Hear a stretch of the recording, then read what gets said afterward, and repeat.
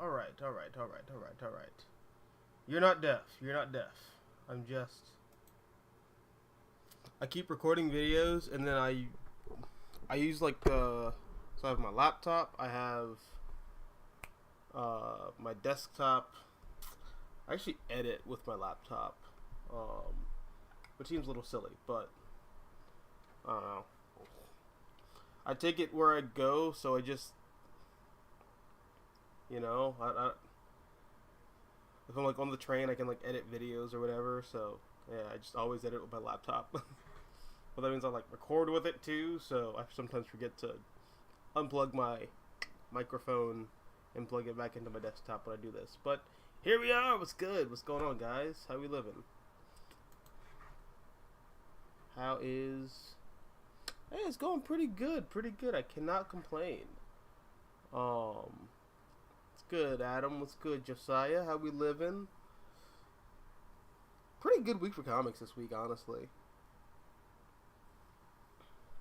What'd you guys get? Always curious.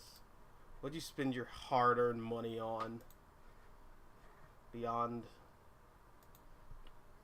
hookers and drugs, you disgusting heathens. I'm boring. I just spend my money on comics. Dude, I like contemplated making... I don't have a TikTok, but I know that like Instagram only cares about you if you make reels. So I was thinking of making a reel of you know that that skit where they use that audio from Breaking Bad of Walter White's wife? I can't remember her name. I don't remember her name, but she's like, "Do not sell marijuana to my husband," and it's like all these people going like, "Okay." I was gonna make one where like my mom is telling me not to like go out and do drugs and have sex and do all this horrible stuff when I became a teenager, and it's just gonna be me like sitting down with like, I don't know, what's an obscenely, here we go. It's like one of these bad boys going like, okay. I don't know, I'm probably gonna make that tonight. Talking about it makes me want to do it, so yeah, I'm definitely gonna do that. Now, when will I edit it?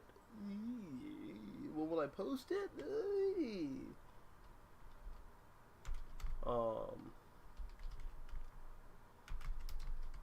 Don't ask questions. Don't ask questions.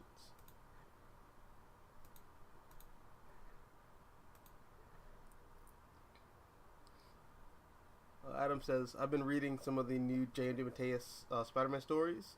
He's written he's a underrated Spider-Man writer, and a great writer in general. Yeah, dude.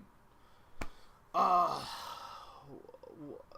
one that I always bring up is J.M.D. Mateus' run on Dr. Fate. Painfully underrated. DC, for some reason, just doesn't feel like collecting it. I don't know why. It's really good. Like, everything that everyone likes about Dr. Fate in a contemporary setting, you know? Specifically just looking at Young Justice. A lot of that comes from... Yeah, a lot of that comes from J.M.D. Mateus. Like, what do we do in DC? How come there's no Dr. Fate recollection? I don't know.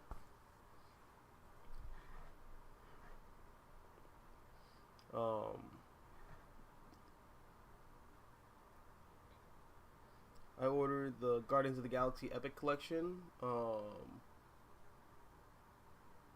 sweet. Which one? The, is it like one of the newer ones? Or like the original Guardians of the Galaxy? Like, going back to the 70s or 80s. Is that an 80s book or 70s book? Huh.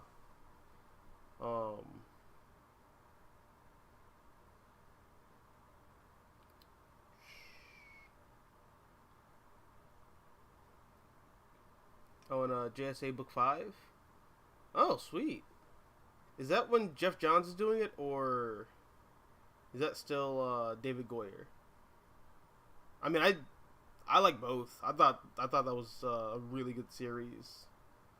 Even though like the writer change, that was one of my introductory intro. It was one of my intro to comics that I read growing up as a kid. That was good, Arcus. And yes, you should pick up Gail Simone's Secret Six book. It is awesome. You will not, you will not regret spending your money on that. I promise you. And if you do, I'm sorry, but you know me. Sometimes I talk out of my ass and say things like, yeah, here, you should totally read James D. Mateus, not James D. Mateus, J. Michael Straczynski's run on Amazing Spider-Man. All the Totem stuff is amazing. You know, I'll say stuff like that. So, you know, take my word for what you will. Adam says, I also finished my Hellblazer collection. Oh, dude, sweet. And stopped. I'm on the fence on getting the Brian Azzarello run.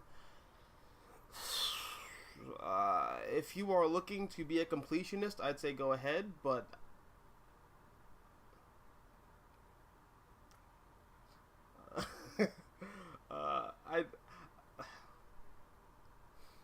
I don't want to just like jump the gun and say don't get it, because when I read that, I didn't like it, but I was also like 15, 16, and a lot of my opinion on the Brian Azzarello run on Hellblazer was colored by the internet not liking it. So I was doing the like, well, the people that I'm like in this group with, they don't like it, so obviously I can't like it. But I also remember not liking it in general. Like, I'm not disliking it. I remember thinking that this is weird and not like Hellblazer. You know? But I don't know. I'd have to go back and like reread it and then see what I think about it, you know, 10 years later.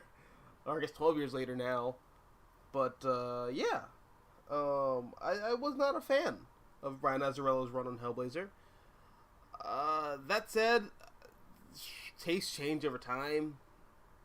And I can say with confidence that my bar for that character is so low that I recently reread some of the Peter Milligan material, which I also did not like when it was coming out, but you know, I didn't hate it going back this time. I can't say I was repulsed by it. Then again, part of that is just the decade of post New 52 Hellblazer. Yeah, just a decade of post New 52 Hellblazer, which is basically just Diet Doctor Strange will make a motherfucker think that anything not that is good. So it depends on where your standards are. But yeah, no, I'd say check it out. I'd say check it out, especially the art. I think the art was really good in that era. So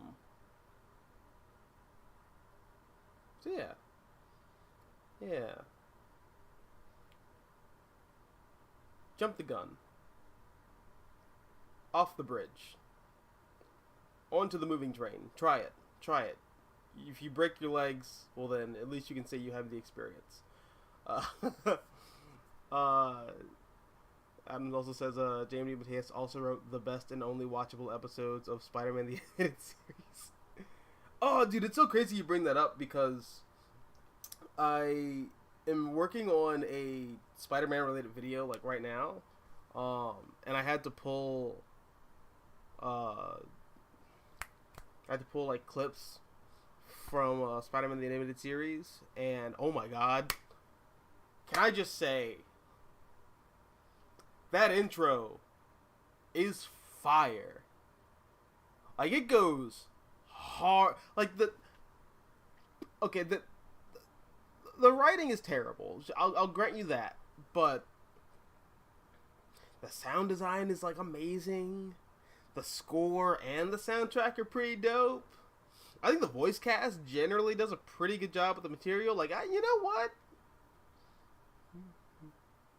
Writing aside, it might be pretty good. Also, just keeping it a buck with you guys. When I rewatched Spider-Man the Animated Series last, this was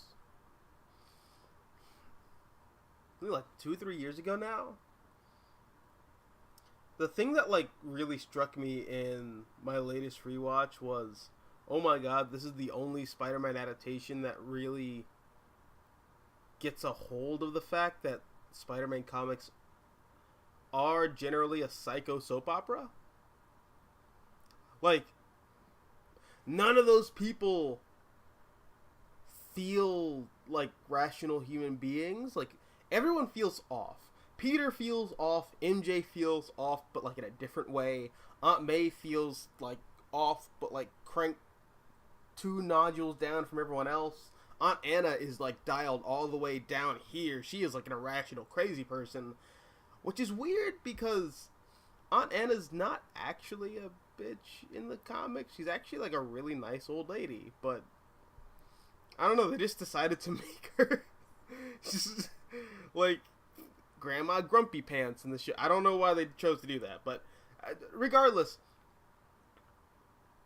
everyone is just unhinged in the way that, like, Spider-Man comics have everyone being generally unhinged. And so far, that's the only adaptation of the character that really does that. Like, it's just something that I noticed. And for better or worse, I think it served the show pretty well. And I'm not trying to make light of some writing. I don't want to say blunders. That's too strong. But I don't want to make light of some of the dings in the writing department. But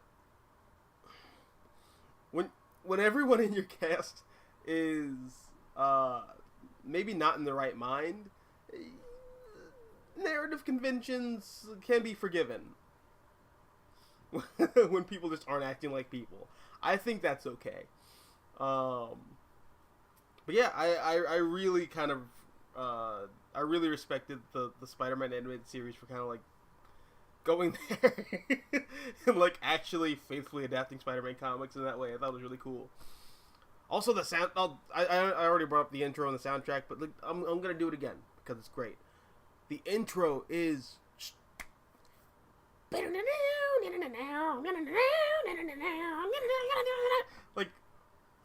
bro, you're doing a Spider-Man show. Why does the intro have to go that hard? Like, who do they get? Okay, who do they get to do the intro for this Spider-Man 90s cartoon?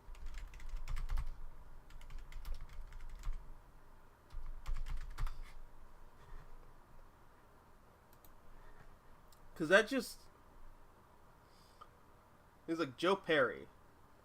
Oh! That's the dude from Aerosmith. Yeah, okay. Well, that makes sense. Of course it goes hard. You got you got Aerosmith to do your Spider-Man intro, and it's a banger, dude. Like, it fits so well with Spider-Man just in general. Like, I'm reading through this right now. I mean, this isn't for, like, a video at all. I'm just casually reading Spider-Man comics, but the soundtrack just fits for this. The intro fits for this material. Just like, I can't, dude. I can't hit the cues right, but like the suspense music whenever Spider-Man skulking around the sewers, and you have like the vermin who's like creepily eating people. And you have Spider-Man going like, "You're a monster!" It's like, I don't know. The music from that show just kind of hits Spider-Man vibes for me. Like I really mess with it. It's really cool. I'm into it. Christopher Daniel Barnes is really cool. He's not quite my Spider-Man. I mean, I like his voice a lot. He has the same thing that Kevin Conroy has, where Kevin Conroy is a great performance, fantastic portrayal of that character, and it works really well for that material, but it's not quite what I hear in the comics. Like for in Batman's case, I hear more like a Bruce Greenwood, but even then, like, I don't know, something just, it's not quite there. I don't think anyone's really quite done my Batman yet. Like Kevin Conroy's Batman is very much a force of nature, but whenever I read Batman comics, I feel like Bruce Wayne is more of a character. He's like a man who sees himself as a force of nature. If that makes any sense, I don't know. I guess my Batman's more human when I think of him. Like when I read stuff like this, I feel like Batman is more human, and he sees himself as being larger than life. And really, he's just you're a guy in a blue and gray bodysuit. Like, chill out. But yeah, Christopher Daniel Barnes is great Peter Parker, but not quite the Peter Parker I hear in my head when I read Spider-Man comics. Weirdly enough, the closest I think we've gotten to like what I hear in my head when I read Spider-Man comics is Andrew Garfield. Like and I know he's not like a voice actor, but like it's just, that's Spider-Man to me. Like when I read like old like 80s and 70s Spider-Man comics, I'm hearing Andrew Garfield when I read through all this stuff. Like he's like the closest to, I guess, what I hear when I think of Spider-Man. Also like what I see when I think of like Peter Parker. Especially when Peter Parker has like a gruff kind of appearance. Like when he has like the 5 o'clock shadow when some artists do that.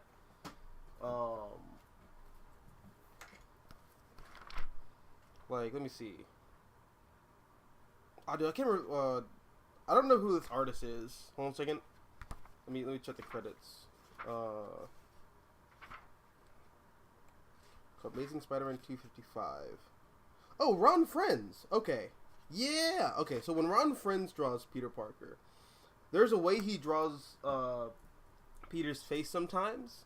And Mike Zeck will do it too. But Peter's like a long kind of like elongated head shape, and he has like the 5 o'clock shadow sometimes growing in. It just kind of moves in a certain way. He's drawn kind of like doing this sometimes when he's tired. That just, it feels very much like Andrew Garfield to me. Like that's, I don't know.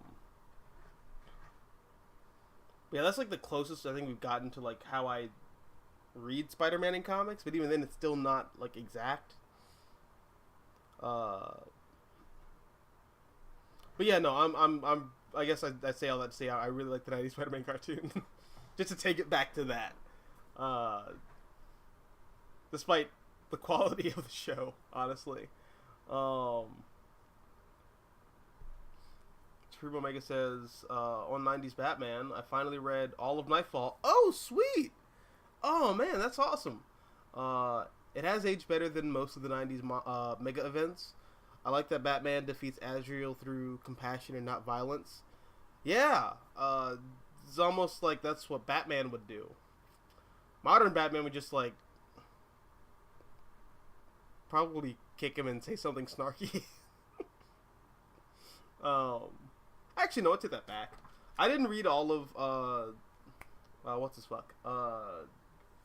James Tynion's run on Batman, but I do know that his run ends with him more or less, like, taking off his cowl and being like, hey, having compassion for your fellow man is actually pretty bitchin' ass and cash money.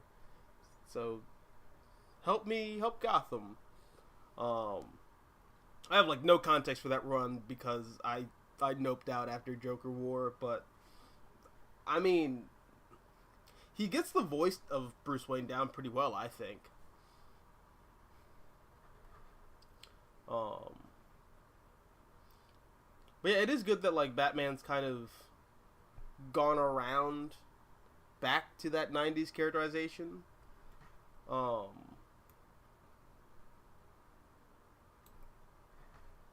who did most of Nightfall? Is that Chuck Dixon? I don't know if that's Chuck Dixon or not.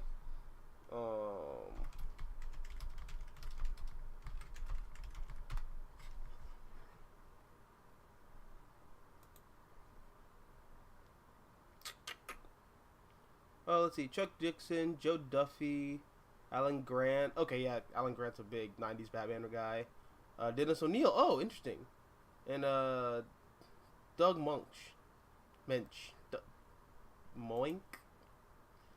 I'm butchering the fuck out of that, but like, yeah, those are all like top tier DC writers. So, yeah, I have not finished Nightfall. I know what happens in it. They're just expensive. I mean, they're not like super expensive individually, but $30 a pop adds up.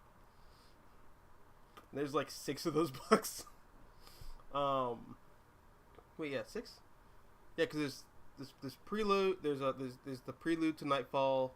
Then there's the 3 Nightfall books, and then there's Knight's Quest, and there's like 2 Knight's Quest books. Yeah, so there's 6 of those. I skipped the Knight's Quest. That's all Azrael crap. I don't care. But I will read it eventually. I'll get around to it. I also just don't have any space in my apartment. Like I am already going full on Bugman with my room. I have 5 long boxes. Jesus Christ, I need more. No. I need to. You know what I need to do? I need to do like a giveaway of comics. I need to start doing giveaways. Yeah, that's what I'm thinking. I'm gonna start doing. The problem is, I would have to like do specific videos where it's like, hey, this is me reviewing this comic, and here I am giving it away. But like, the copy that I'm giving away is like all tattered and fucked up. Like, I have 3 copies of Spider-Man Noir. I have the first one. I have Eyes Without a Face, the hardcover. And I have another library copy of the first one, but it's like, I don't know where it is. And that's not me like admitting to a crime because the library doesn't exist anymore. Because in my country, you'll just not get a notice that your library is undergoing a gut out because of asbestos, and then they just demolish it, and you can't go back. So that's great. But hey, what's up, Devia?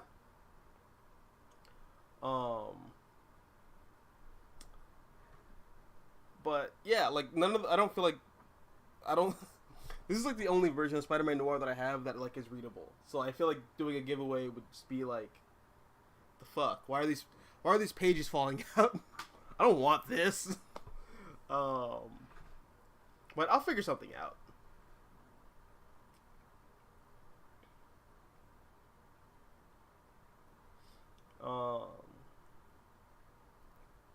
Off a bridge like Gwen Stacy. Oh, you put me in mind of Spider-Man, like modern Spider-Man. I don't know how, but you triggered me. Talking about Gwen Stacy, you triggered me on like Spider-Man love interest, and I started thinking about Mary Jane and all the stuff going on right now with like the Spider-Man book.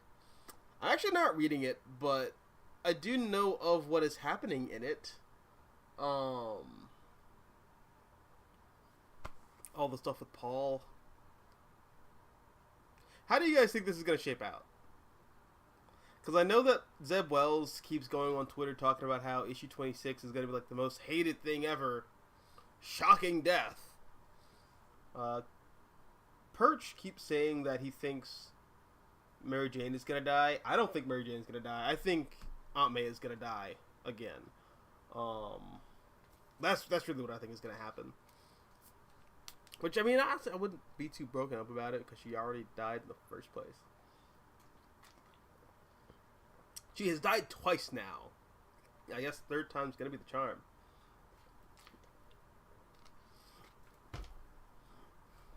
But yeah, that Paul shit is so weird. Modern Spider-Man is just kind of like, what the fuck are we doing, guys? Like, I feel like the straw just being laid down, like the camel's back isn't even broken at this point. It's the hump has caved into the rib cage and like shattered the spine all the way down, and like the poor camel's just been broken in half and it's caved into the earth by the weight of everything that everyone has done to that character the past 30 years. Like bringing back Richard and Mary Parker, then the clone shit, and then undoing all the weird clone shit, and then killing MJ but not really. What if we also retroactively said that Norman Osborn was cucking Peter with Gwen and they had kids, and then let's just have Peter sell his soul to the devil. Yeah, that seems like a very responsible thing that a character who's all about responsibility would responsibly do, right? Also, let's have Peter run a tech company. Let's do that. Oh, and then nope, we gotta undo it, and then let's say everything was demons. Everything that you didn't like about Spider-Man, it was just demons. Demons from hell are ruining Spider-Man's life. And now this. And now Paul. And now Peter and MJ got stuck in an alternate dimension, and then Peter got sucked back into the real 616 dimension, and he went back to save MJ, but it turns out that she was there 10 years and had children with Paul.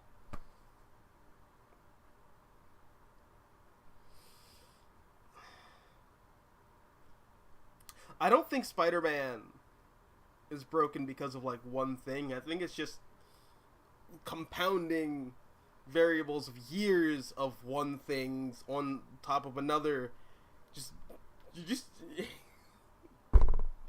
break it. Spider-Man's like 60 years old and he's been broken for like 30 of them. Oh my god, it's so painful. Wow. I don't know what they're gonna do. I don't know how they're gonna get around it. I also crackpot theory. I don't actually think those are Paul's kids. I think those are MJ's kids. I think Peter and MJ had kids, and like MJ was pregnant while she was in the dimension with Paul, and then she just grew up, and those kids saw Paul as their dad, and the kids don't want anything to do with Peter. They see Paul as their dad, so that's a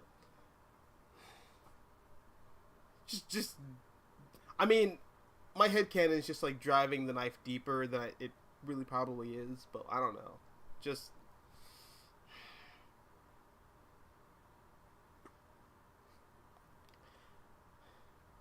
Bro, that's Spider-Man comics, bro. That's That's just what it's like to read Spider-Man comics. Just pain. Oh, I'm sorry. Do you like this character? How about nut kick? You guys ever like get nut checks in like high school? Technically it's like sexual assault, but you know, people still did it. just run up to you and just like, and just a solid punch to the crotch. Yep, I got that on my first day of high school. Great. It felt fantastic. Right in the middle of everyone. Curled up into a ball and almost puked. High school was great.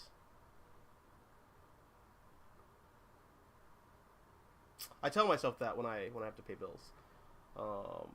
And then I remember actually it wasn't great. It was just pretty fucking terrible.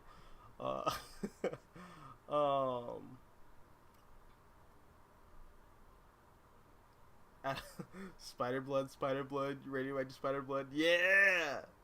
That intro has more bars than most rap music today. Based. Supreme Omega. On 90s Marvel cartoons, I feel Spider-Man TAS aged better than X-Men, the animated series. At least in terms of writing. But that's just my personal opinion. I actually didn't watch a lot of X-Men, the animated series.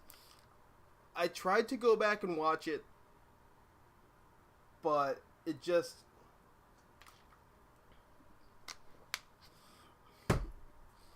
it pales in comparison to X-Men Evolution. It just does. And I know that X-Men the Animated Series is like apparently more faithful to the comics, and apparently you can just watch X-Men the Animated Series and not read the Claremont and Byrne and Gil Kane material from the 70s and 80s. Also, X-Men Animated Series, the ending for that show is more in line with what Chris Claremont wanted to do with the X-Men, rather than what actually happened with the X-Men. But, I don't know, I have a hard time going back to that series after watching X-Men Evolution and Wolverine and the X-Men. Also, the X-Men anime, which is painfully underrated. Nobody talks about it, but it's great. I don't know why no one talks about it. It's a weird hodgepodge of Grant Morrison and Joss Whedon's respective runs on the X-Men, which I know from the offset makes no sense, but it's really good. Like, it's really fucking good. Like, you should... if you're really into the X-Men, I highly recommend checking out the X-Men anime. It's magnifico. Also, the animation is beautiful for that. I think Mappa did that. Was it Mappa Studios? Let me see.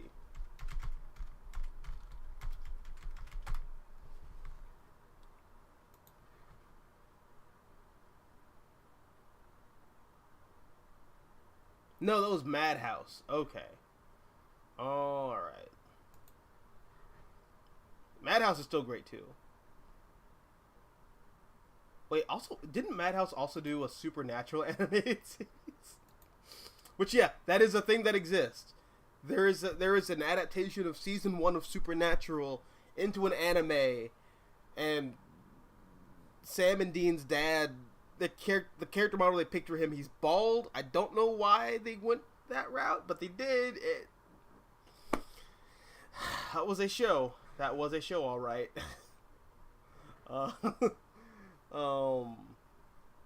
And it is a show that I voluntarily watched. The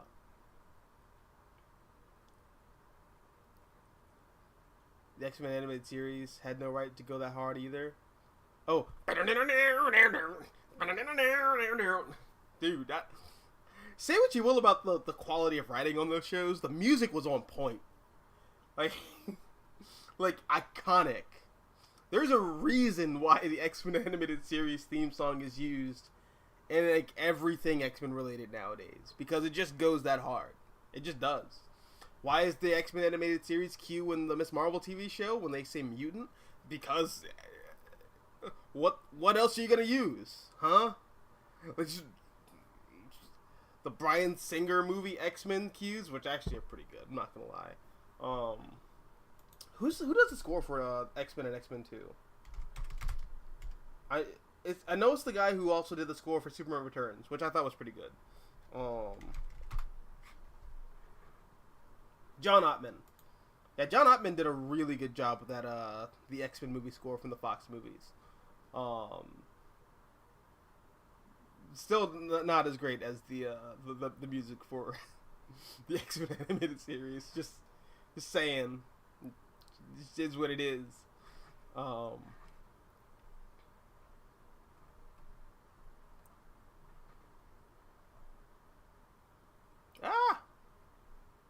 scrolled too aggressively. On Batman actors, thoughts on Adam West? Because he is both the live-action 60s show and voice acted the character in Super Friends. I think he's great. I think Adam West is, to this day, the most comic-accurate Batman we've seen on screen. He just is. And people always, like, are like, oh, what are you talking about? What are you trying to say? You're saying that to sound cool. But, like, no, dude. Go back and read those 60s Spider-Man comics. Talking about Spider-Man. But go back and read some of those 60s Batman comics. Read the 50s Batman comics. Like, the Adam West TV show is almost... You could see that you can see all of that happening in a Batman comic in the 60s and the 50s. Like, nothing about that show felt out of place compared to the comics. I mean, Gotham City being in LA is kind of out of place and kind of weird. But, like, outside of that, yeah, everything about that show is pretty accurate and spot on to the comics at the time. In fact, I think Grant Morrison straight up just made the 60s show canon to the comics. I mean, he did so by saying that Bruce and Dick were just high off their ass on Scarecrow, Fear Toxin, and Joker Venom, but, like, still canon. Still counts. How do you feel about, this is from Tevya, how do you feel about The Flash bringing back the Super Sons? Because for me, I'm so happy to see my favorite team make a comeback. Oh, that was in Flash this week. I read it. I didn't buy it. Or, not read it. I, like, flipped through the, I flipped through the issues. I didn't actually buy it, though, just because I ended up getting 2 books, including this big guy, which was $30.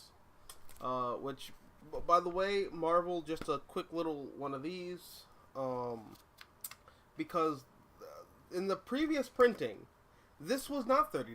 The previous printing of this was, like, I think like just $22.99 or something like that. Was not this expensive. I'm not sure you can see the barcode on there, but, like, yeah, this is $30. The last version of this was not $30. Still bought it, so I guess I'm part of the problem. But, like, still just, like, has anyone else noticed that Marvel's slowly upping the price on a lot of their trade paperbacks? Primarily the Epic collections, because I'm trying to fill in my Spider-Man collection because I want to get the entire run on Spider-Man. Like, I've read most of it, but I want to, like, own it. But it's just,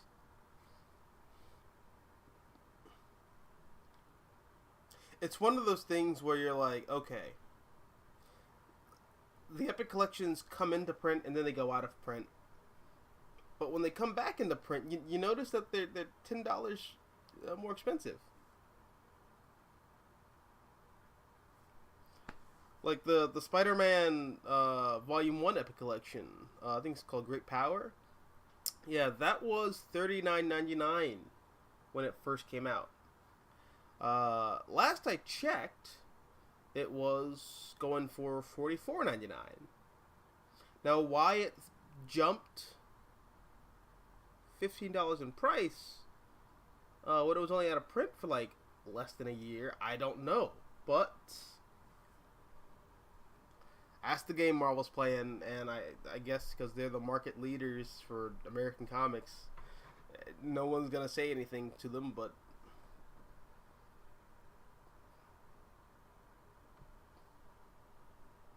this is the reason people pirate. Just throwing that out there. Maybe if you made comics a little more accessible, people wouldn't feel the need to steal your comics on the internet. Just a quick little tidbit there, Marvel and DC. Although DC's like less aggressive with it, but still, I notice when you do it too, DC.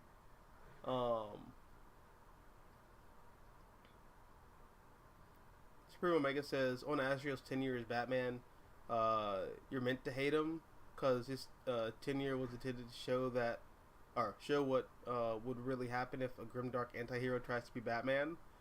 Yeah, it's just Punisher. I mean, I'm sure that material is also like interesting in its own right. I just don't care. I'm sure it's like one thing to like read it in real time. Like if I was a kid reading it in the 90s, I'd be like, oh, this is all fucked up, and like you're looking at the take of Batman as a Kriller and blah. But I'm just like, oh, I'm bored. When does Batman actually come back? When do I get to see Bruce Wayne, this character who is Batman that I'm paying to read about? When does he come back to the book? You know how like Dragon Ball Z is just like 8 episodes of filler of guys going like, like, I imagine like a lot of the Batman Nightfall material is just him in physical therapy, like, you know, on the little walking the walking ramps going like, I'm gonna be a Batman again.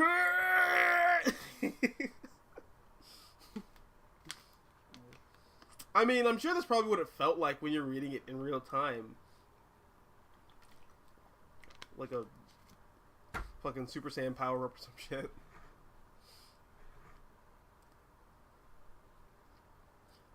Timmy says modern Spider-Man comics are so bad it's not funny anymore. And frankly, I hate what they're doing to Peter Parker and Mary Jane. You're preaching to the choir, bro. Preaching to the choir.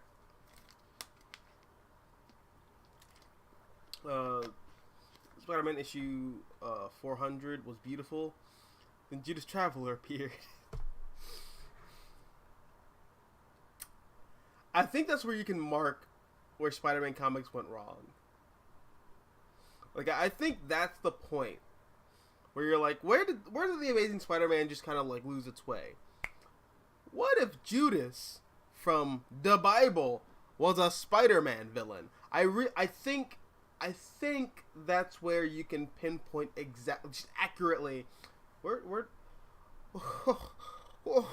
One more day, sins past, sins remembered. Whatever the fuck Zeb Wells is calling this current arc of Spider-Man, the Parker Industries. Where did it all go wrong?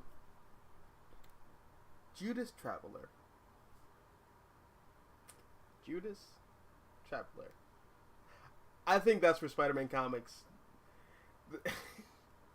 I'm not sure if you guys skateboard at all, but I skateboard. When you're going down a hill and you're just like, I'm not sure if you guys know what a Manny is, but like a Manny is basically like a wheelie, but for skateboarding. I imagine the Spider-Man comics are a lot like Mannying down a hill, you know? And Judas Traveler is a pebble that your wheel gets caught on, and Spider-Man just kind of hits that pebble, and you just are flying and down the hill. You tumble a couple times. You hit a few parked cars on the way down. You partially brain damaged. Your arm is like behind your it's like tucked like this. Your body's cosplaying the Elephant Man by the time you get to the base of the hill. You stand up, you look like Clayface. Like that's that's what Spider-Man is. Every point of impact is just, well, this is one more day. Oh, and that time the bus like hit you, but it hit the brakes, and then you just, oh, that's since passed. And then you kept tumbling.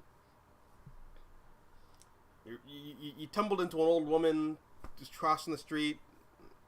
Her cart was full of bowling balls. Why they're full of bowling balls, I don't know. Ask Stan Slott. That's what that whole Spider-Verse bullshit was. And then just you keep tumbling with all those bowling balls. They're hitting you as you're tumbling too. And then you get to the base of the hill and you look up and you see Paul. And he's standing there with Mary Jane. And he's like, "Hey, Peter. I'm taking care of your wife for you." That's what Spider-Man is. That's been Spider-Man post Judas Traveler. Judas Traveler is the inciting incident for Spider-Man comics going downhill. I think I can go on record and feel confident in saying that.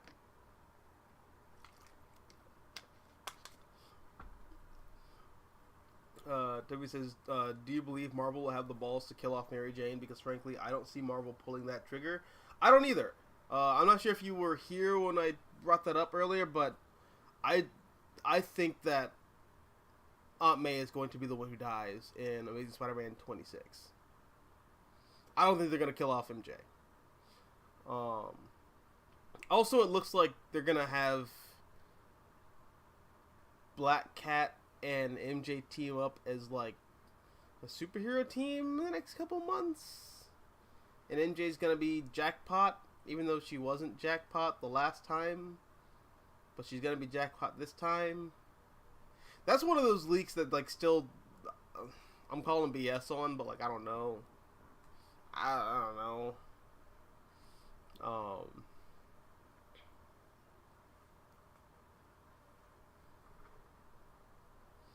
The camel's back is broken beyond repair at this point. Yeah, just put it down. It's crying. It's making whatever sound camels make when they're about to die. Just two in the head. That's all you gotta do. Wouldn't be that hard. I miss Peter and Mary Jane being married. Yeah, me too. Oh, we still have the MC2 universe. So that's cool. And we have Spider-Verse, you know? Even though Across the Spider-Verse looks like everything I don't want in Spider-Man media. Because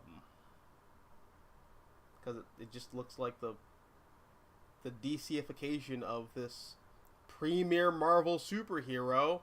But, I don't know, whatever. That's the direction Spider-Man wants to go in right now. So I guess that's where we're headed. And if it's the only place where we can get good Spider-Man content, I guess I'll take it. Supreme Omega says, that may sound harsh, but 616 Spider-Man comics peaked 30 years ago. Sometimes the truth hurts, and we just have to accept it when it falls into our laps.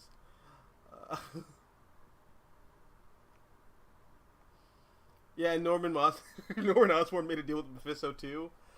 I love Nick Spencer's run. The one thing that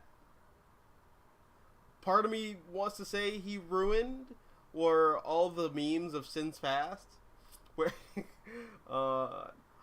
what's the one where it's the guy who's like texting on his phone? He's like, "Good night, I love you," and you have Gwen Stacy doing the like, "I love you too," and then the next panel is just Peter going like, "Oh, that girl really loves me," and then you cut over and she's getting plowed by Green Goblin. Now that that's not canon, it's not applicable anymore. However, people are replacing that Gwen Stacy head with Mysterio, and that's just That's hilarious. Norman Osborn, Plaid Mysterio, and that's just something that we have in modern Spider-Man comics. My man's got Blue Morpho. The Blue Morpho felt just like a woman. It was an honest mistake. Holy shit. Oh my god, I just realized. Modern Spider-Man comics, I mean modern superhero comics in general right now, but like modern Spider-Man comics in particular, they're just bits from, oh my god, they're just bits from Venture Brothers. Oh my god. Modern Marvel Comics is just Venture Brothers. Holy shit. Oh, what a timeline we live in. Oh, that's great. Oh, that's fantastic. I love it. Oh. Oh, that hurts.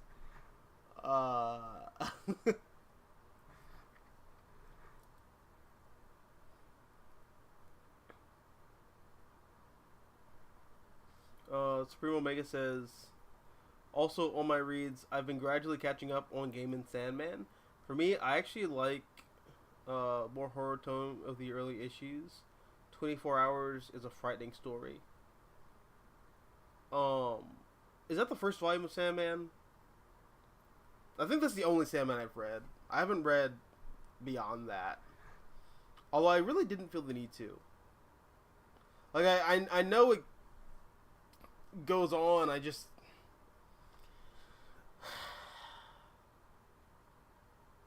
Neil Gaiman's just not the guy for me. I don't hate Neil Gaiman. I like a lot of his books. You know, I like Norse mythology. That's another one of those books, like, I talked about this last week. I just have books that are piled up in a box over there, and I don't feel like taking them out. But, yeah, I like Neil Gaiman's books. It's just his comics don't do it for me, generally. But Sandman's on my docket to, like, finally read. I read a little bit of Death. I got that giant, like the tome, which I lent out to a friend of mine and never got back. But yeah, I used to have that giant tome. I got it for like 50% off. That was fucking steal. That was really good. That was a really good series. Do you believe Marvel Editorial wants Peter Parker to suffer and kill this book? I don't think Marvel Editorial wants to kill the book. I think they're still operating off of that Joe Quesada mindset of controversy breeds sales. And that's not really the case. It's just it's one of those things where I'm not sure if you guys are watching Succession, but Kendall Roy, I think, is the embodiment of Marvel Comics editorial. Like, I used to think that no one could possibly be so up their ass and lack, to like a cosmic degree, any sense of self-awareness. But the more I see and hear and learn about Marvel editorial and just editors working at the Big Two in general, the more I'm starting to realize that actually there are a lot of Kendall Roys out there, and a lot of Kendall Roys are running the entertainment industry at every level. But I'm in the conversation. They hate me, but I'm in the conversation. Oh, I love it. They can't get enough of me. I'm in the conversation. That is Spider-Man comics right now. More aptly, that's Spider-Man editorial right now. They're talking about the book. Obviously, there's something there. Discourse.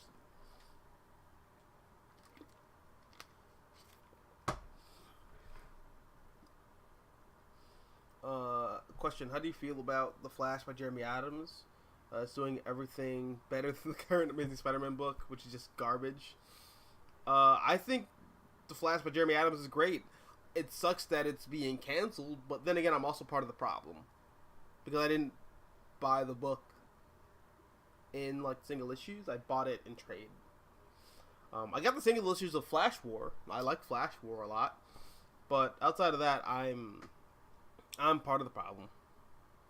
I just am. Sorry, I trade weight, but I really like the run so far. I think it's really cool. I also like how Jeremy Adams is pulling in DC characters that no one's doing anything with, like Animal Man's family. It's cool to see that they're actually in something beyond just being dead. So yeah, that's cool. Although I think that was retconned way before the New 52 and way before like DC Rebirth. I think Animal Man's family came back in like the 2000s, right? Because they're in 52, aren't they? I thought they were.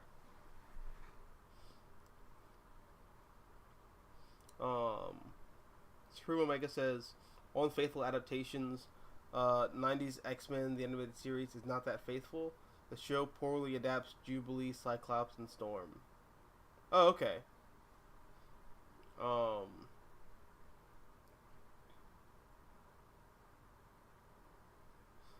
Jubilee, I mean, I haven't watched a lot of 90s X-Men, but Jubilee feels a lot more like Kitty Pryde than Jubilee, if I'm tripping. Then again, I'm not a big X-Men like expert, so I don't know. X-Men's just one of my blind spots. I can tell you a lot about Grant Morrison. I can tell you a lot about the 60s material. I can tell you a lot about all the crap between Schism and now. But I can't tell you anything about X-Men at their peak, which is like Chris Claremont. I haven't read that.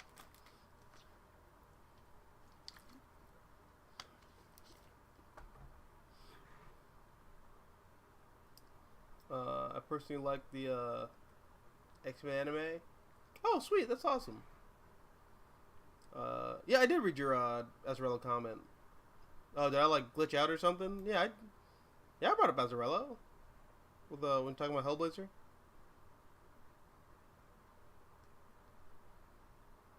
That was up here, right?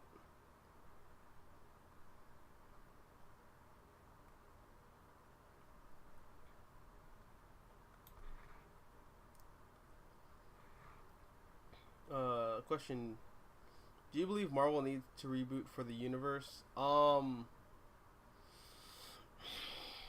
Grand scale, I don't think Marvel needs to reboot. In fact, I think rebooting would put Marvel in a terrible spot because it would just be the MCU 2.0, and I don't think anyone wants that. On a micro level, just as a fan of one character in particular, that character being Spider-Man, please reboot the universe. Get rid of it. Chuck everything into a fire. Just burn everything to the ground, and then just build it back up anew. I think that's what they need to do. As a Spider-Man fan. As a Marvel fan overall, I think Marvel is doing great right now. See, that's the thing. I'll come on here and I'll bitch about like Spider-Man and I don't know, like some of the other dumb stuff going on in Marvel Comics, but generally I think Marvel Comics is doing really good right now.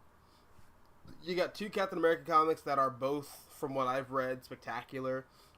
Even despite my grievances of there being two Captain Americas, I just have that weird thing where I don't like there being two characters of the same name running around at the same time. I think it works for some characters. I think it works for the Flash. I think it works for a character like Hawkeye, because Clint Barton just does not care if there are two Hawkeyes. He's not that anal about that sort of thing.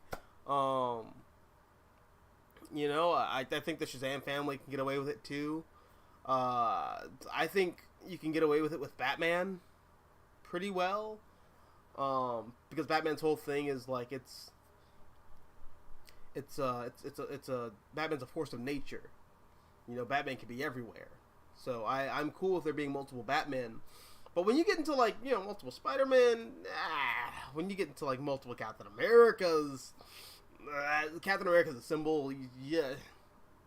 Only one man can be Captain America, or one woman can be Captain America. It has to be one person. One person has to be Captain America at any given point in time.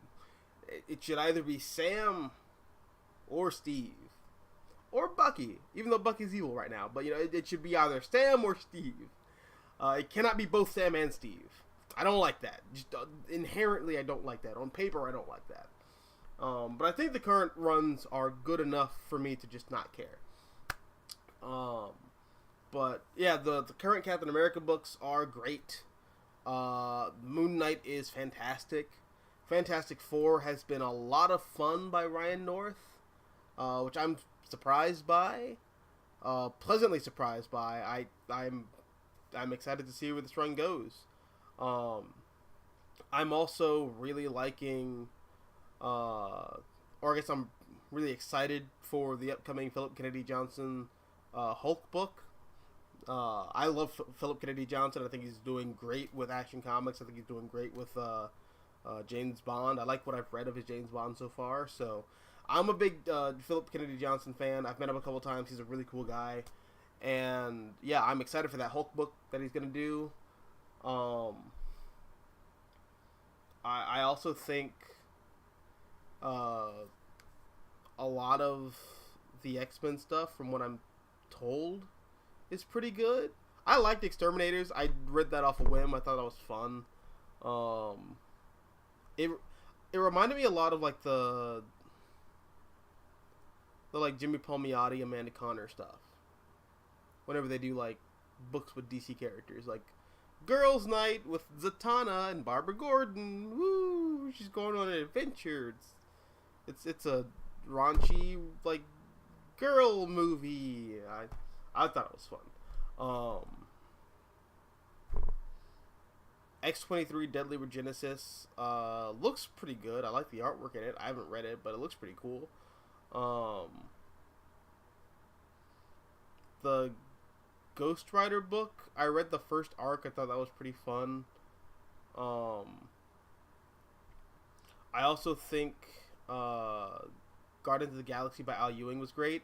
So just, I don't know, there's a lot of cool stuff coming out of Marvel right now. It's just I don't like Spider-Man. I don't like what they're doing with Spider-Man. That's the real thing that, like, colors the Marvel Universe for me. And I'm not sure how many other people have this, or if this is just like a me thing, but I like the Marvel Universe as a whole, but I love Spider-Man.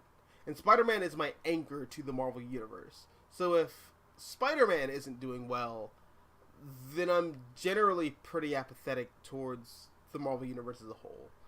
Similar to how I think a lot of other people might have that with, like, Batman or Superman. You know, I know some people feel like if Batman or Superman aren't hitting, then, like, the rest of the DC Universe can just go fuck itself. Like, I get that, because I have that with Spider-Man in the Marvel Universe. Like, I had that with the MCU, with Spider-Man Homecoming. I had criticisms, but, like, for the most part, I was pretty all in on the MCU. And then we got Homecoming, and then it just was not what I wanted from Spider-Man. It's not how I see that character, and now Spider-Man, like, that version of Spider-Man is, like, the face of the Marvel Cinematic Universe, and oh my god, I don't care anymore.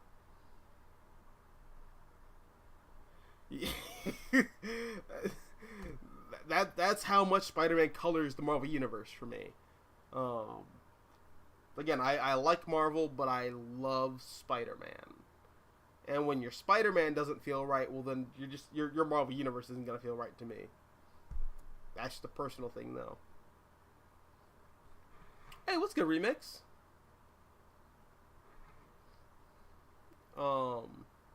Remix says, I wish the X-Men animated series would have used Wolverine's brown and tan costume.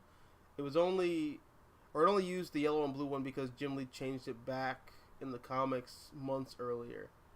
Yeah, and I know that Jim Lee's like design footprints are all over the 90s X-Men cartoon.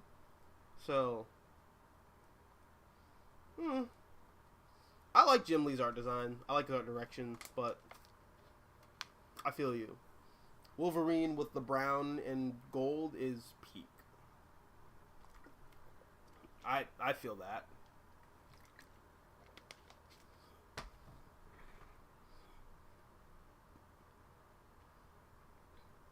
Arca says, by the way, I'm watching X-Men anime right now in Japanese. It's the 3rd episode, and Emma still didn't say ara ara. What a blasphemy. Oh, she doesn't? I've only ever watched the X-Men anime dubbed. I mean, maybe that's just me being a heretic. But I think when it comes to like the Marvel anime stuff, it's gonna be hard hearing Japanese voices coming out of those characters' mouths. That's just me though. If you want, I could do like a commentary and watch them for you guys, but like watch the sub version. Like me and my girlfriend just watched like Marvel anime, but only in Japanese. Yeah. Oh yeah, that sounds like a video. That's a video idea. Let's do that. Really, they don't have Emma Frost say "ara ara"? This is like the one character I can imagine you would do that with. Actually, no, I take that back. Is Rogue in that show? I don't remember. And if not Rogue, is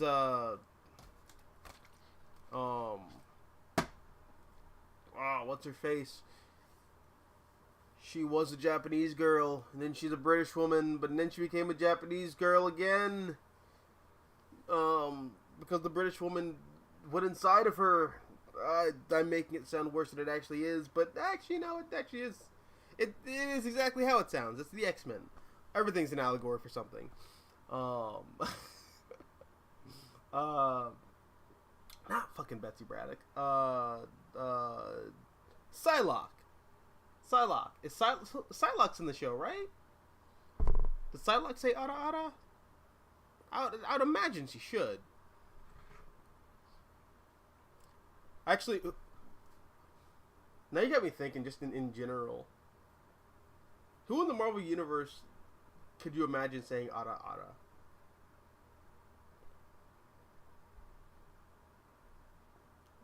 Beyond Emma Frost, I'm thinking like, what? Magneto? Doctor Doom? The Beyonder? Devil Dinosaur? Yeah.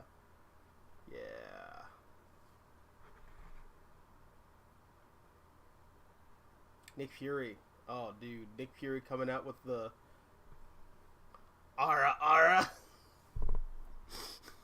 Even in Japanese, he still says Japanese phrases just like in the most American way possible because Nick Fury just bleeds red, white, and blue. Question, why don't we have an X-Men show? Or a new X-Men show? Because Marvel Entertainment didn't have the film rights to the X-Men and they just didn't feel like doing it. That's why. Corporate politics is why we don't have an X-Men show right now. Also the reason we don't have a cool Spider-Man show right now. What was that Spider-Man animated series that got canceled that was gonna be like, what if MCU Spider-Man was Spider-Man? But also he's like friends with Nico from the fucking Runaways, which I still don't get. I don't get why they did that, but I'm not gonna complain. That's just a weird ship.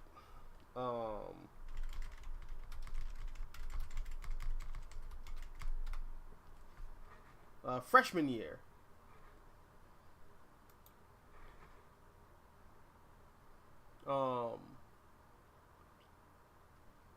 That was the first thing that like struck me when I saw that trailer for that new Superman cartoon. The fucking Thanos entering the Soul Stone, where Baby Gamora's like, "Did you get what you want?" He's like, "Yeah, I got my cool Superman show. What did it cost?" Everything. Everything being Spider-Man freshman year. Because, oh my god, I was so excited for that show, and then just nothing? No? Alright.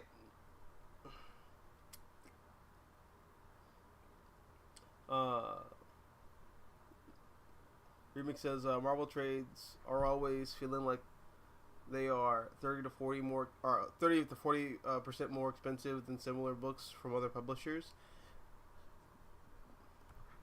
That's like part of the reason why I got into DC as a kid. Because growing up, I was one of those, I'm a Marvel kid. Ooh, I like the Marvel universe. And my parents were like, you're gonna be whatever the fuck we can afford to get you. That's what kind of kid you're gonna be.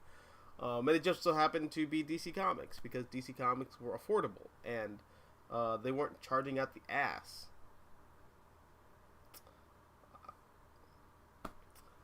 So that's my secret origin. Why do I like DC Comics so much?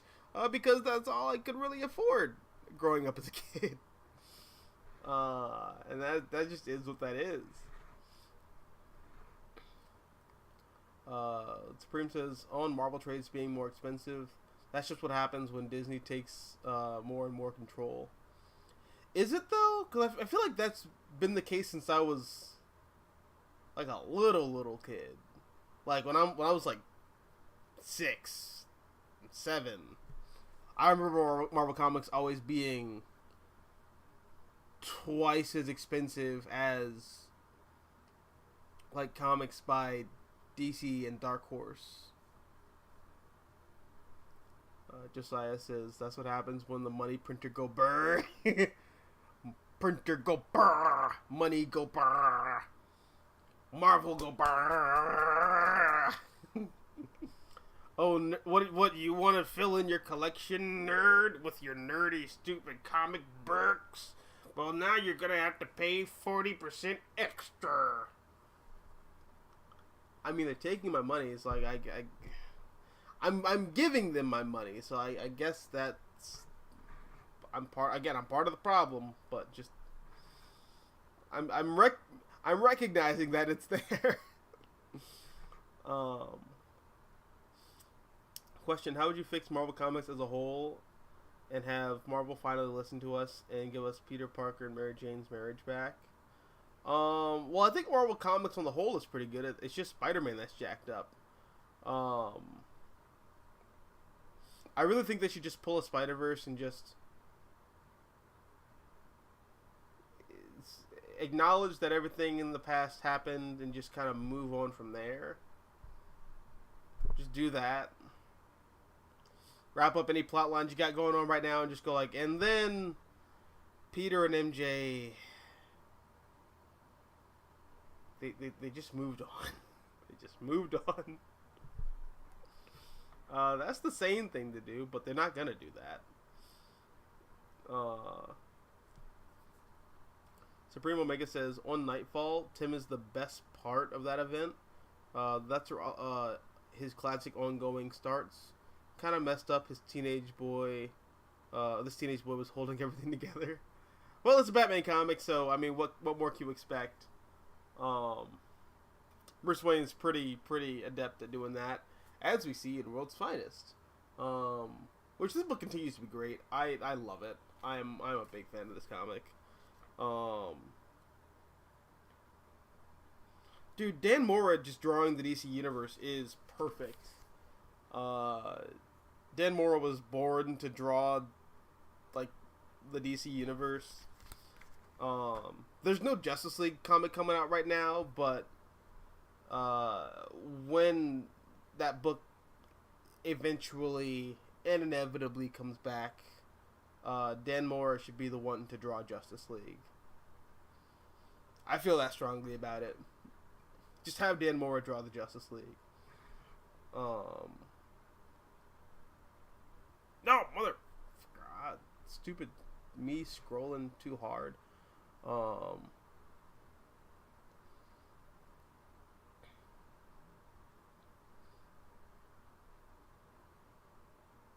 Yeah, I just said that I like the Flash.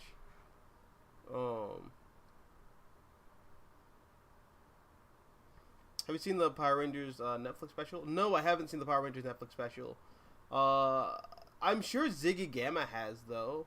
I know he's a big Power Rangers guy. I'll have to hit him up and ask him what he thought about it. But stop doing that, please. Thank you. But yeah, no, I really like the Power Rangers. When I'm watching it with other people, I've noticed. Trying to get into Power Rangers myself is difficult. I'm just not a Power Rangers guy inherently.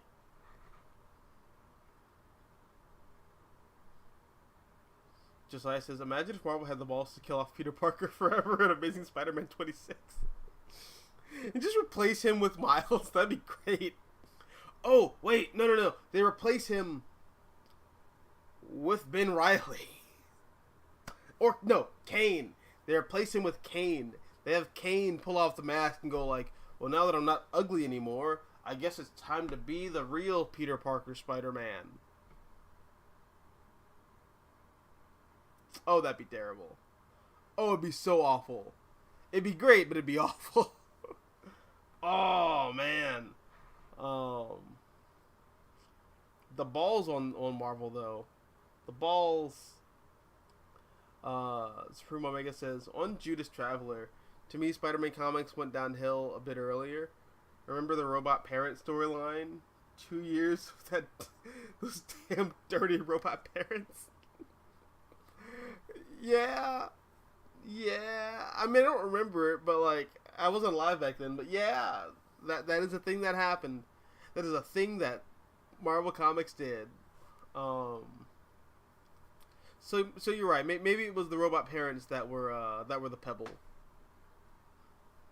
Although I still think, why the fuck would you have? Why would Judas from the Bible care about anything Peter Parker's doing in the Marvel universe? What? Beyond me. I don't know. I don't want to know. I don't want to know why these people think the way they think, but they do. How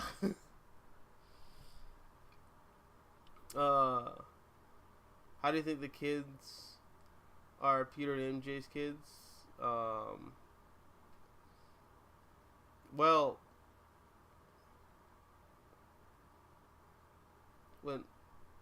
when one spider likes another spider very much. No, I mean, I'm kidding, but I do think they might do a thing where MJ was pregnant when she got knocked into the time vortex thingy, majigga who, wee blue, avocado place, alternate timeline where time doesn't really make sense, but it's comics, so I'm not going to think about it that hard, but you still just, I think MJ might have been pregnant when she got knocked into that vortex. Just my theory.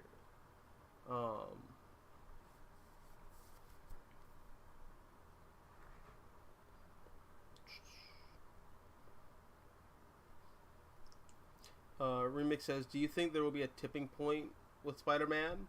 One where people get fed up with all the BS and it impacts sales? Or are there too many lifers buying the book at this point, regardless of its quality? Well, I think the tipping point already happened.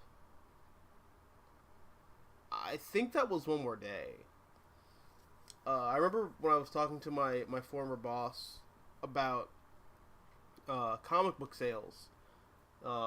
He would bring up how Spider-Man used to do Batman numbers. Like Batman typically sells in the 90 to 100,000 units sold range. That's just where Batman kind of like rests normally. Whereas Superman, okay, just by comparison, Superman, since the death of Superman, has sold in the 50, maybe if you're lucky, if you're lucky, $70,000 range. Okay? And my boss, or my former boss, said that after One More Day happened, Spider-Man sales, which were like competing with Batman up here, got slashed down to Superman down here post death of Superman. Like the sales figures were halved. Half of the Spider-Man audience left. I don't know if Spider-Man can sustain another slash like that. Spider-Man is Marvel's flagship book. I don't know if Marvel Comics can survive Spider-Man comics selling in the 15, 20,000 units range. I feel like if that started to happen, you'd see a real shakeup in Spider-Man's editorial office. You'd see a real shakeup in the creative teams that Marvel would be pulling for. It's the culture around, like, the business practice culture would change dramatically, I think. And I think the Zeb Wells run is gonna be like a defining chapter in that event. I think we're going to see. I think we're gonna see how all that plays out with the Zeb Wells run. I think the anxiety is that high. I think tensions surrounding Spider-Man are that high.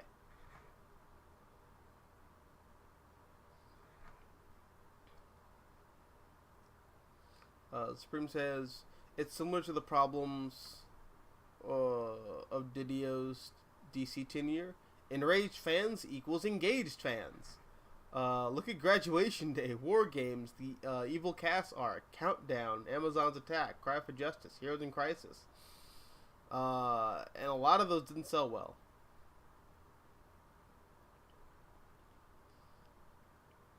Actually, I think Graduation Day sold pretty well. I think War Games also sold well, but that's like also post that Batman Hush era, and Batman Hush is what skyrocketed Batman sales in the first place. And they just kind of been hovering there ever since.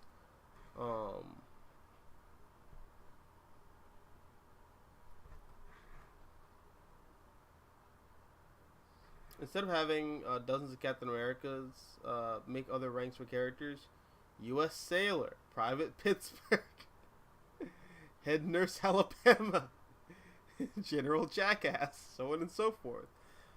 You should work for Marvel Comics because that is a banger ass pitch. I would read those comics. Are you kidding me? Admiral Alabama, or Admiral Atlanta. Like, come on. Petty Officer Ohio.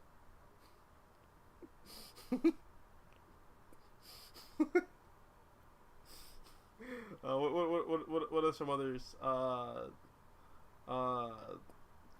Lance Corporal California. Fuck.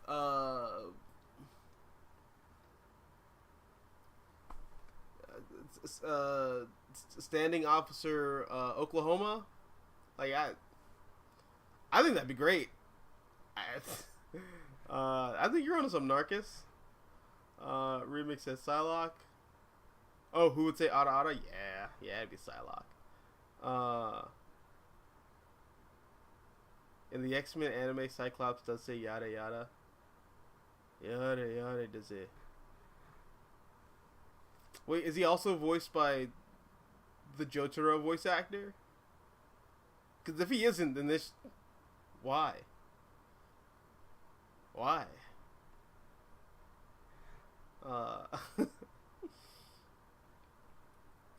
Supreme says, the climax with Nightfall where Bruce defeats Azrael with compassion. The issue's written by Denny O'Neil himself. Oh, Denny O'Neil himself. Okay, very fitting. Yeah. Well, Denny O'Neil, I think, is the chief Batman writer at DC Comics. Like, he just gets it. He gets it. Or I guess he got it before he got it. Although thankfully I think that was an old age. He lived a pretty long age. He lived a pretty long while. Like a nice long life. Did he die in his 90s?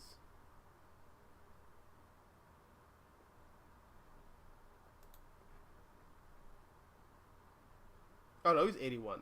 That's still pretty good though. Yeah.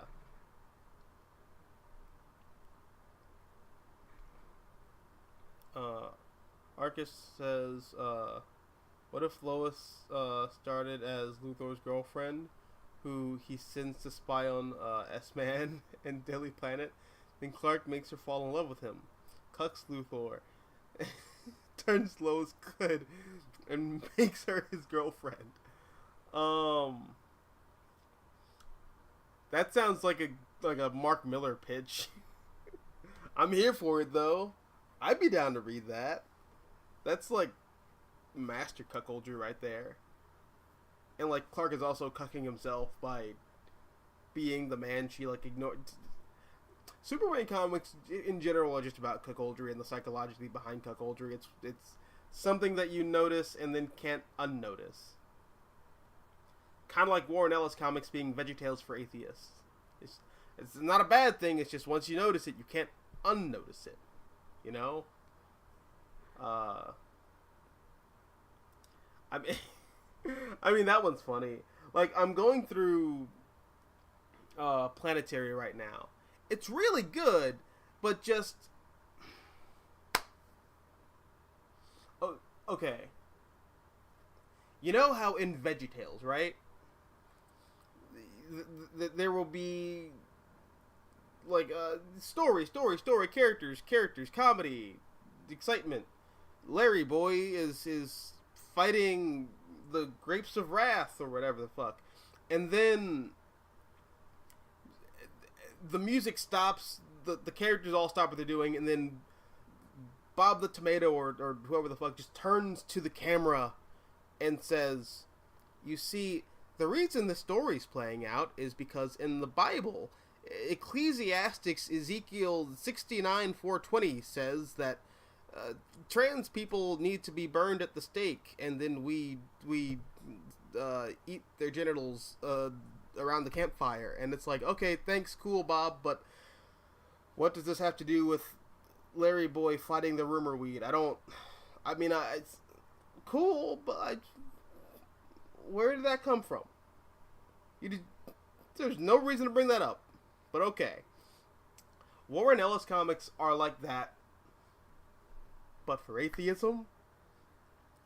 Like, I swear to God, every arc in Planetary ends like, okay, characters, plot, story, action, sexual tension, intrigue, and then just everything stops, just comes to a full stop, and then Warren Ellis shoves his hand up the character's ass and just points to the audience and says, do you know why I'm smarter than you?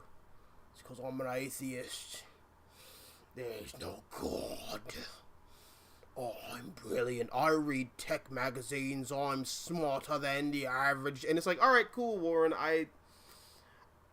what happened to the Chinese detective who died and is a ghost now. I want to see more about Chinese ghost detective. It's cool that you're an atheist, but what does that have to do with anything here? I don't. What are we doing? Like, I'm not mad at it. It's just like, it's just once you notice it, you can't unnotice it. That's all. It's just funny.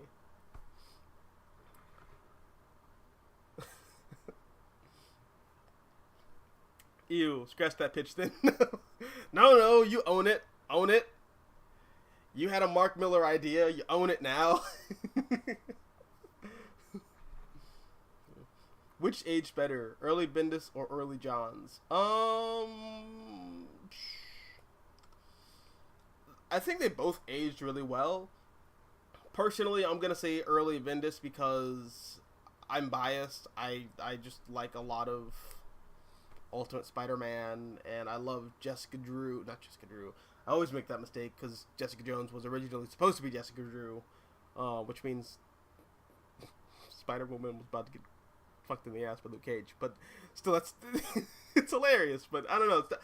Jessica Jones is great. I love Alias. I love Ultimate Spider-Man. I love I like some of the Sam and Twitch stuff that I've read by Bendis. I think a lot of that's really cool. Yeah, Ultimate Fantastic Four. I think that first arc is by Bendis. I like a lot of early Bendis. You know, I just think that Bendis goes awry circa 2010 with what the fuck was that book called? Was it Siege? I think it's Siege. Is that the one where like the floating Asgard that JMS established gets like destroyed over Ohio or wherever it was? That's where I think Bendis goes awry. But that's like a solid 15 years into Bendis being a comic book writer. So I don't know. He had a pretty good 10 or 15 year run, and then he starts getting a little shaky. And now he is like what he is now. It's like Train Spotting. You have it, and then you lose it. My Scottish accent's awful, but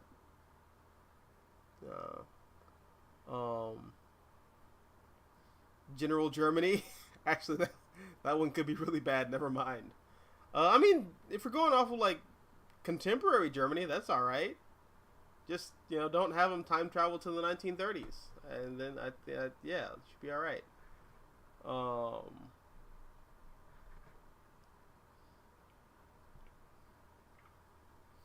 Supreme says also on Batman Hush. I feel Loeb doesn't know how to write the 90s Bat family because Dick and Tim feel off as characters in Hush. That's just me. I mean, I generally just don't think that. I mean, you know me. I'm not a big Jeff Loeb fan in general, but yeah, I don't know.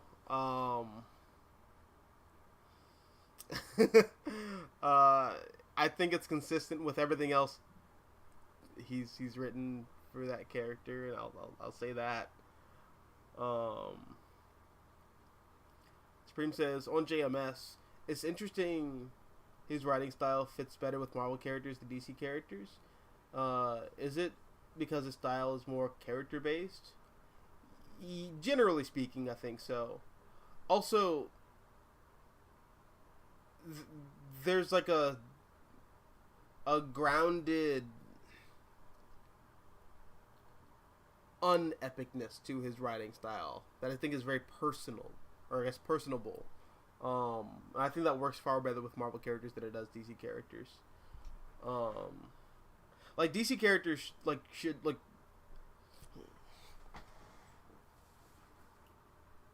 All right, wait. Where's the no? What bookshelf? Where are? Hmm.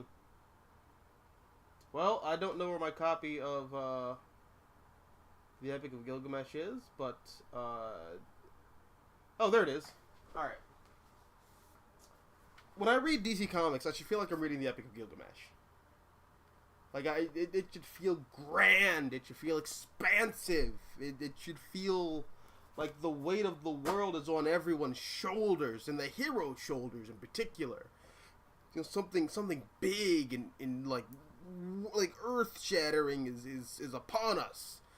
That's how I feel the tone of a DC story should be. James DeMatteis does not do earth shattering, world breaking stuff. He does interpersonal drama, and that's his thing.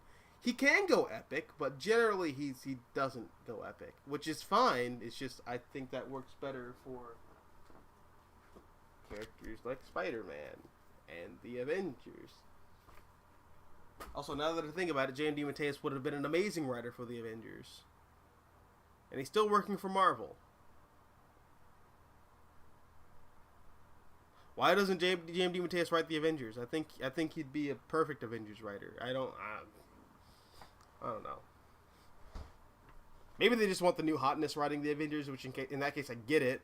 I get wanting to have like new hotness write like your flagship book, or I guess one of your flagship books, but like still he's right there. He's fucking James DeMatteis. Get this man a book that isn't a miniseries. But please let the miniseries keep coming, because that's like the only place I'm gonna get decent Spider-Man comics. Arcus says, I honestly want for Superman image to change. He should be cool as Superman, but writers don't try to make him cool. They say he's cool, but when it comes to delivery, it's not. Well, that's because Superman's too dopey to be cool, but he's cool because he's dopey. I still don't like that perception of the character, but that's the baseline that everyone at DC is working with, so that just is what that is. Question. This is from Tevia. I'm just wondering, how do you feel about the current Superman versus Spider-Man?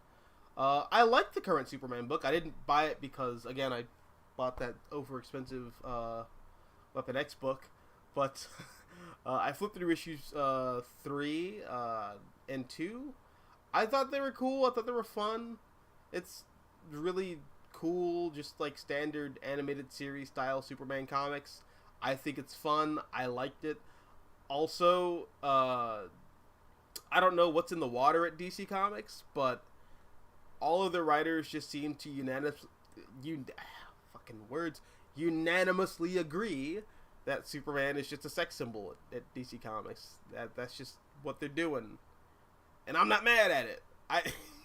I think it's funny and actually weirdly realistic that people would like dress up and play out salacious fantasies as Superman. I think that's perfectly encapsulating everything that character's about.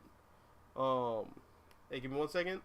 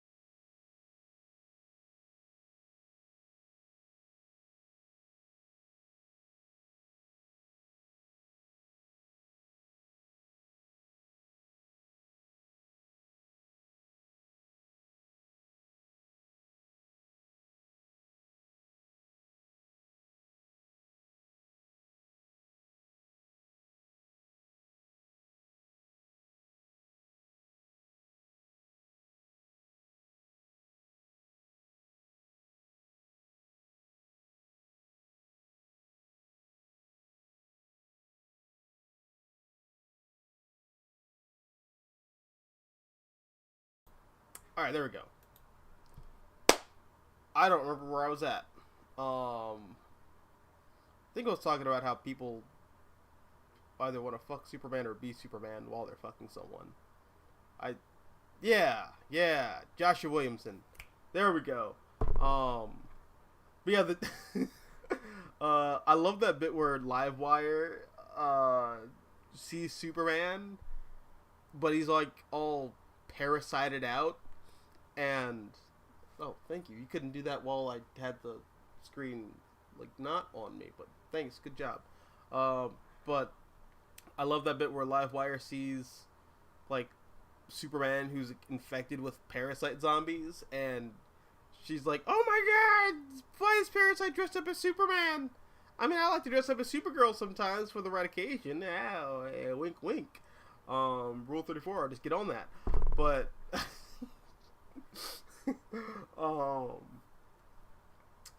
yeah, I don't know where to go with this. It's just funny. It's great. I love it. This run so far, we're only 3 issues in, but it feels like the best of Superman the Animated Series, which I don't love, but when it's good, it's great. Like, I think Superman the Animated Series is generally pretty boring, but like when it's like the episodes that are really, really good are really, really good. And I feel like this run could potentially just hit those vibes, but I don't know. We'll see. I'm enjoying it so far. I can say that. Supreme says, on Jeff Loeb, do you feel his Superman works better? Nope. Nope, I do not. Good night, Tevia. Good night. Honestly, I'm about to hit those vibes too, in a little bit. But Arca says, I honestly want for Superman's image to change from cuck Boy Scout to a charismatic badass. Superman should be as cool as Batman, but writers don't let him be cool because they're so obsessed with the Boy Scout. Well, I mean, I hope that changes in the near future with the My Adventures with Superman cartoon. I hope it changes with that. It looks like they're pulling more from the Superman American Alien comic by Max Landis, which I think is great. I know a lot of Superman fans like to play the, well, it's bad because Max Landis is bad. And look, I get wanting to not like Max Landis because allegations, that's fair. But be that as it may, I still think, I think if we're gonna get 21st century Superman, like if we're gonna push Superman into the 21st century, American Alien is that is the formula, that is the framework, that's what you need to do to get people who are under 35 into this character. That's what I think you need to do. But fuck me, what do I know? Supreme Omega says, on Kingdom Come, I'm gonna get pushback. I feel it's too much of a product of its time. It really feels old man yelling at cloud energy. I feel Alex Ross was angry at Spawn in Liefeld. I don't know if you're gonna get much pushback on here. I don't like Kingdom Come. I think I've said this like numerous times. I don't like Kingdom Come. It feels like the poor man's reaction to Dark Knight Returns. That's what it feels like to me. Like it very much feels like Dark Knight Returns for Superman, but also like let's not do any of the like step back deconstructive commentary on how this is actually bad though. Like I don't I don't know. I that was how I read it when I read it last. Which I mean, I don't know. I was like what 6 or 7 years ago when I read it last. My mind might change when I read it again, but I was not a fan of Kingdom Come when I read it. Also, there's a whole bit where like Superman tries to murder the United Nations, and just, what the fuck is this book, dog? I don't like Kingdom Come. I'm not a fan of it personally. But you know, outside of that, like I don't know. I generally like Mark Waid. Outside of that, like again, I think this is awesome. I think this is perfect. I'm excited to see more of stuff like this from Mark Waid in the near future. Like I said last week, Champions kind of makes me nervous for his Teen Titans book because I don't think Mark Waid is great at writing teenagers.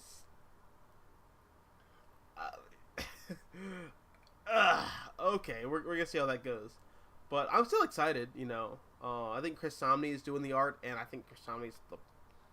If you're gonna get someone to do like a teen-centric book, Chris Samnee is the perfect person to go for that. Yeah, these are the books I picked up this week. Actually, I didn't talk about this at all. Really fun. I like Connor. I like that they're kind of clearing up the fact that Connor is from another dimension that doesn't really count anymore, and no one really knows who he is except for Ma and Pa Kent. But the rest of the Superman family just kind of adopted him anyways. I think that's pretty fun. Yeah, it was really cool just seeing Connor go off on his own to like. Sorry. But yeah, Connor wants to like go off on his own and like kind of lead his own Green Knight adventure, as it were. If we're gonna draw an Arthurian legend comparison there, but yeah, I think this is pretty cool. I want to see where this goes. This is like what 6 issues, I think. Yeah, that should be pretty cool. And yeah, I got this today. Which I read this as a kid. I really probably shouldn't have read this as a kid, but I read this as a kid and I liked it. Because it came along. Like I guess I know part of it came along with the X-Men 2 DVD collection. Like one of the issues came along with it. I think it was this one. I think it was like issue 2. The one where you have like this iconic image of Wolverine in the snow.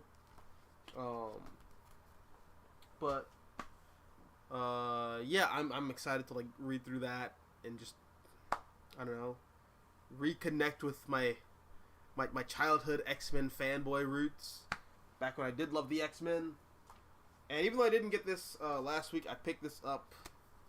Well, not last. I didn't pick this up today, but I picked this up last week. I got the Miracle Man. I mean, you saw me post it already, but like I got this, and guys, this book's amazing. It's fantastic.